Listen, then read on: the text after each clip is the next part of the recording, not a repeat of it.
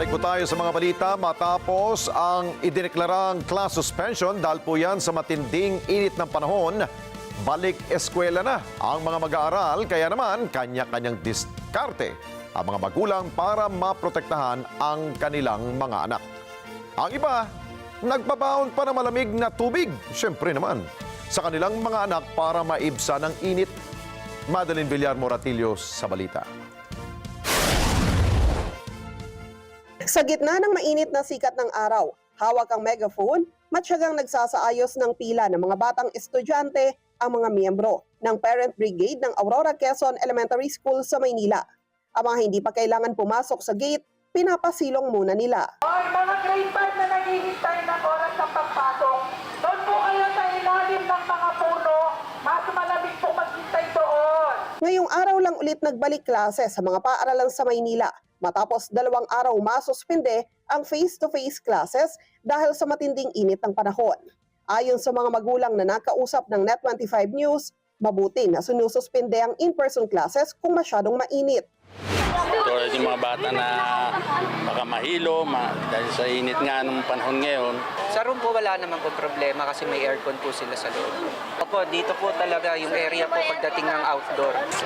Masama sa kanila epekto nun. Gawa minsan hindi sila makapag-focus na tsaka minsan kakasakit din sila gawa ng sobrang init. Minsan yung teacher nila nagbibigay ng assignment o homework. Mas maganda doon kahit paano tuturuan mo sila ng focus at tsaka relax sila pag sa bahay lang kaysa sa school na hindi mo masabi kung sobrang init ang room nila. Yan. Okay lang naman po kasi may online class naman eh. Kasi pag yung sobrang init kasi natin ngayon parang iba na eh. Kaya okay lang naman. Pero aminadong ilang magulang na hamon din sa kanila ang online class. Mahirap din po eh. Bali po ginagawa ko, inaaral ko po rin yung binibigay na pinapagawa ng teacher namin eh. Bali ginugoogle ko rin minsan kasi hindi ko na rin po alam eh. Matagal na rin po kasi ako parang limot ko na rin po yung mga simpleng ano lang eh. Simpleng mga binibigay sa kanilang task eh, tsaka assignments. Yun po, inaaral ko rin, parang nag-aaral din po ulit ako. Ganun. Google, yun lang minsan yung struggle. Lalo siguro sa mga walang internet, ganun. Yung i-google mo pa kung ano yung pinapagawa ng teachers. Dahil balik klase na, kanya-kanyang paraan na lang ang mga magulang para maprotektahan ang kanilang mga anak. Baon na may yelo. Ito po, lagi po kami nagpapayong tapos may mga minsan po yung towel ko binabasa ko bago ko siya sunduin.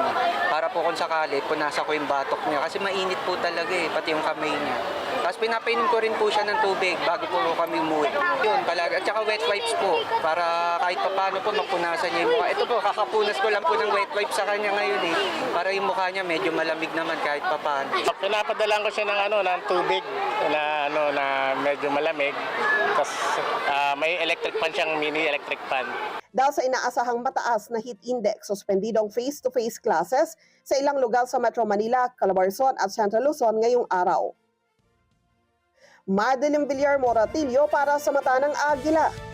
Matatag, matapang, matapat. Maraming salamat sa inyo pong pagsubaybay sa Mata ng Agila Primetime.